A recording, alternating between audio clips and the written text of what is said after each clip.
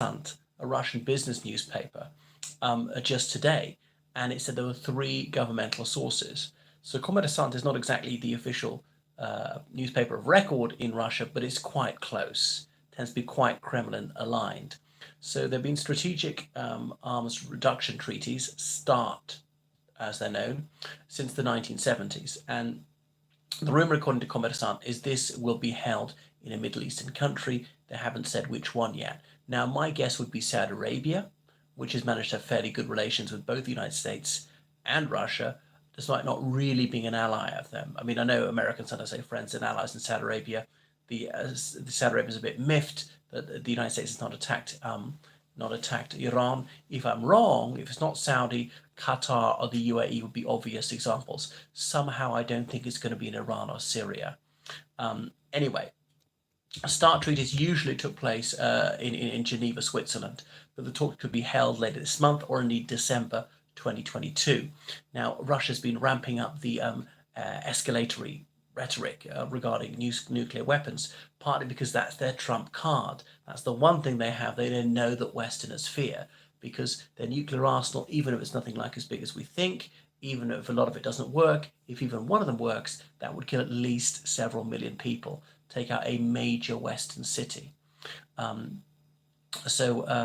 Anyway, the Russians would obviously like to segue from nuclear arms into armaments generally, security generally, saying that we're in mortal peril because Ukraine is a free country. Ukraine can't possibly have democracy. No, it's got to be tyrannized by us, because a free Ukraine is a knife at the throat of Russia, rather than, obviously it's very much the other way around, is Russia's been cutting a lot of Ukrainian throats, and that's not even a metaphor. Anyway, so there's some tension between them. The Ruskies looking for a détente and thinking, well, we could play ball with you and we could get rid of some of our nuclear weapons, but you're going to have to do something nice for us.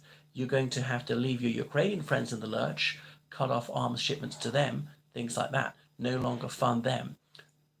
Would you recognize Crimea as Russian, or Kherson, Donetsk, Luhansk, or Zaporizhia? If not, could they have some anomalous status?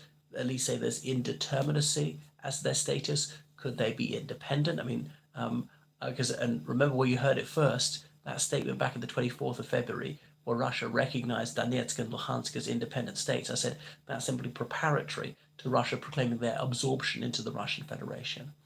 Or could it be somehow liminal, these areas, these eastern marches, not part of Russia or Ukraine? That at least would be a gain for Russia, some sort of de facto, if not de jure, recognition of these regions as not being fully part of Ukraine. Anyway, there's also meant to be inspections to see that both sides are holding up their end of the bargain, which obviously Russia never ever does. So there'll be no physical suspension since August 2022. So President Biden said in August 2022 that the Chinese People's Republic and the Russian Federation ought to prove that they really are committed to limiting their nuclear arsenals.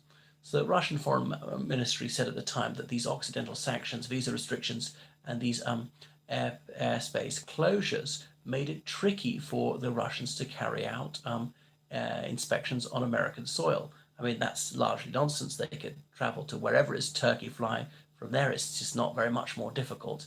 These are just bogus excuses.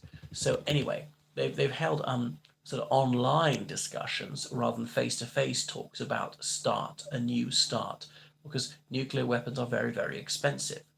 Anyway, so the number of deployable nuclear warheads is supposed to be 1,550, and that expires on the 5th of February 2026. Note, that's deployable nuclear warheads. There can be non-deployable ones, which are additional to that.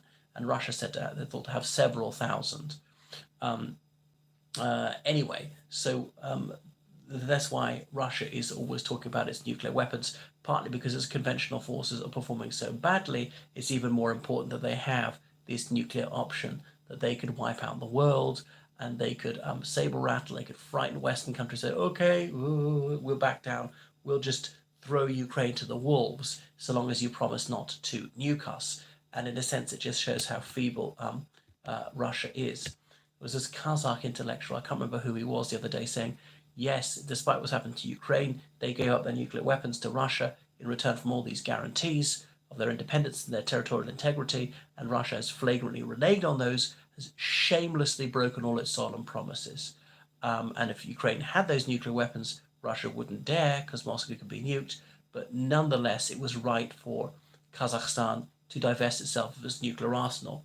And remember, the Soviet nuclear bombs and Tsar Bomba and so on, they were all tested in the Kazakh desert, which killed lots of Kazakh people, some immediately, but some from various cancers because of the radioactivity in their area, which carried on for decades afterwards that were never compensated. Just typical. It was just so grossly and cruelly unjust. Anyway, these talks between Russia and the United States are probably a reason for Ukraine to be worried that the Uncle Sam might abandon them.